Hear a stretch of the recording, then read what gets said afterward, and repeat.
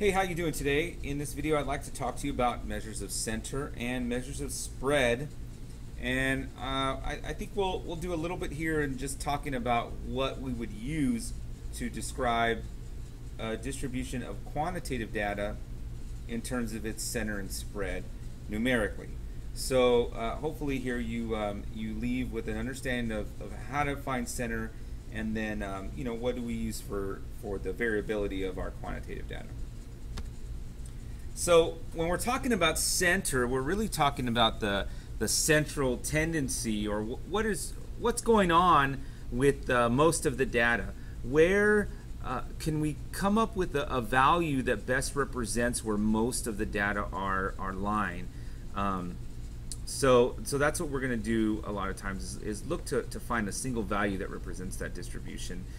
And three types of measures of center are the mode, the median, and the mean. Now the mode, it's the most common value, but really it doesn't tell us a lot about the data as a whole.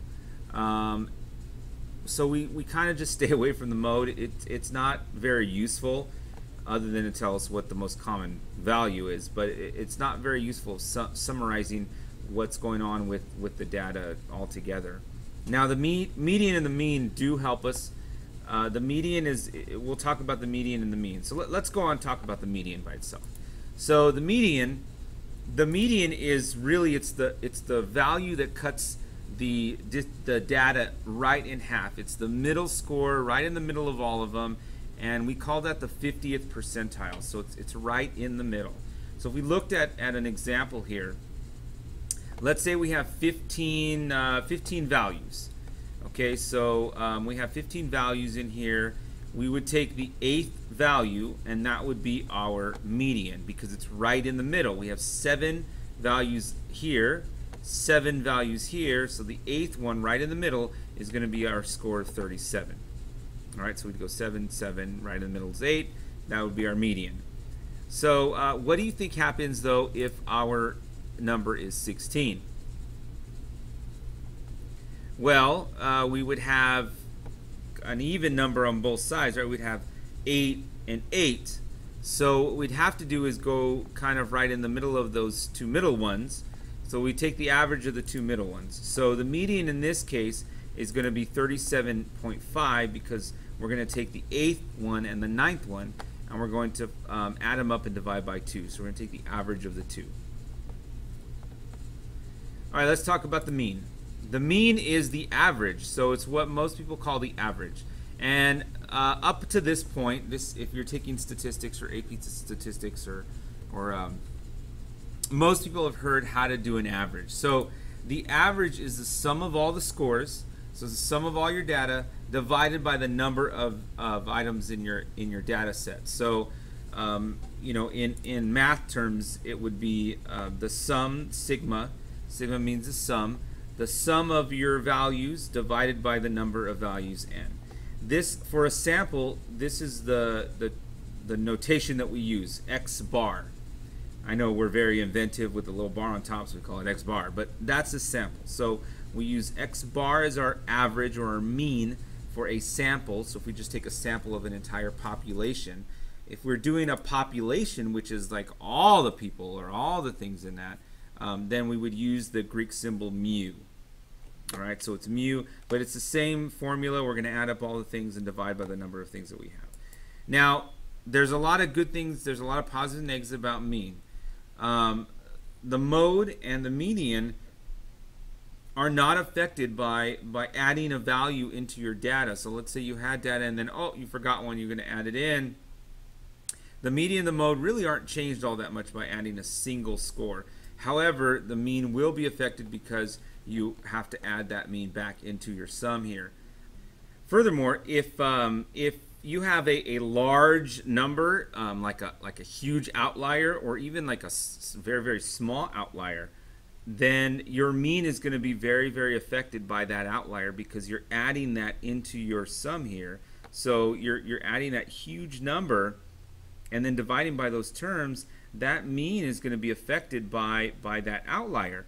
Whereas a median will not be affected by outliers because still you're just taking the middle term.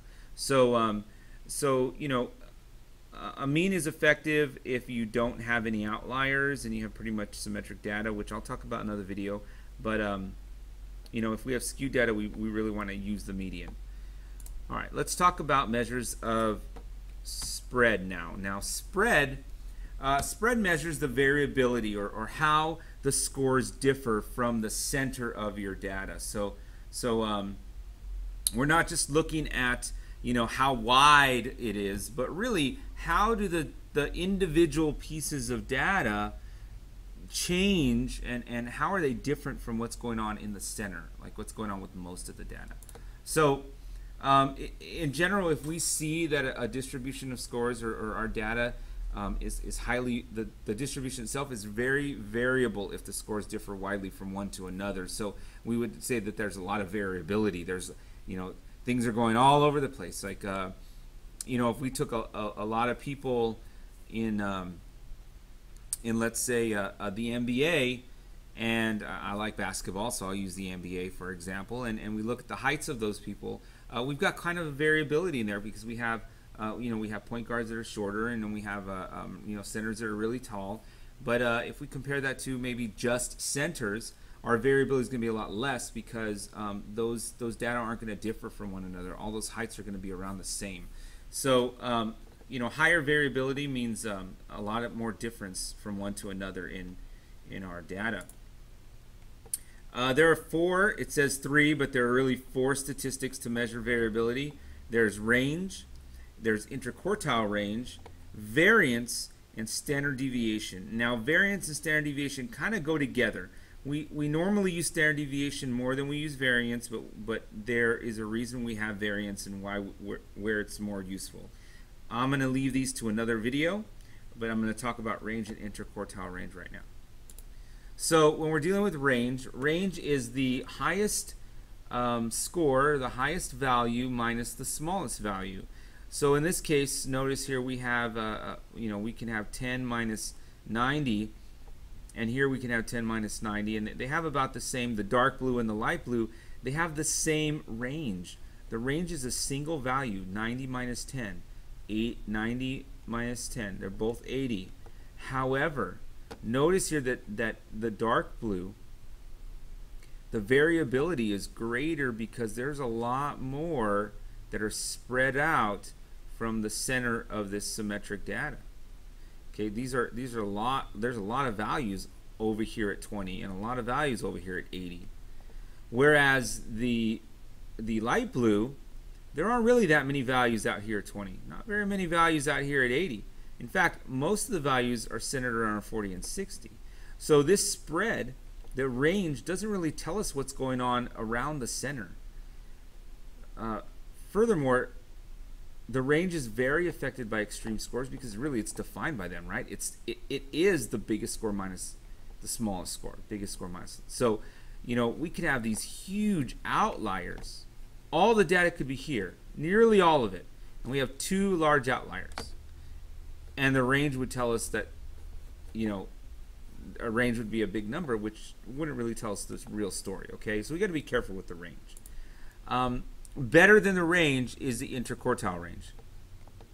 The interquartile range takes the 25th percentile and the 75th percentile of the data, and it finds us the range of those between those two. Basically, what I'm saying is the third quartile and the first quartile. So, here's 50%. That would be the median. We would go the middle of the median and the lowest. That's 25%. The middle of the median and the highest is 75%, and those are the quartiles, quartile 1 and quartile 3. And we're going to take the difference of those two, and that'll be the interquartile range. Now, the nice thing about the interquartile range is it really does tell us what's going on in the center. So notice here the interquartile range is a lot longer here for the dark blue data than for the light blue data. So it does tell us that the range, the interquartile range, is a lot closer, which tells us that the scores are a lot more centered around that median. Whereas this one's really wide. There's a lot more variability around that median than we see for the light blue one. So the problem, though, is that we might have some outliers that are influential, and it really does ignore those guys. And so we don't know what's going on 50% of the distribution. We don't know what the top 25 or the bottom 25 are doing.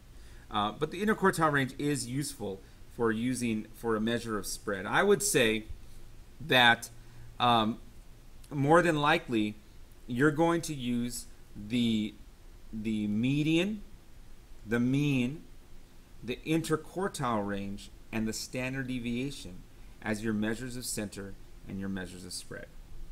So those are measures of center, those are measures of spread, and I hope you got some more out of it. Again, I'm going to talk about standard deviation, and I'm going to talk about how do we use the mean and median, and how do we describe data using all these things later on. This is just kind of introduction of types of center and types of spread. Thank you for joining me. Talk to you later.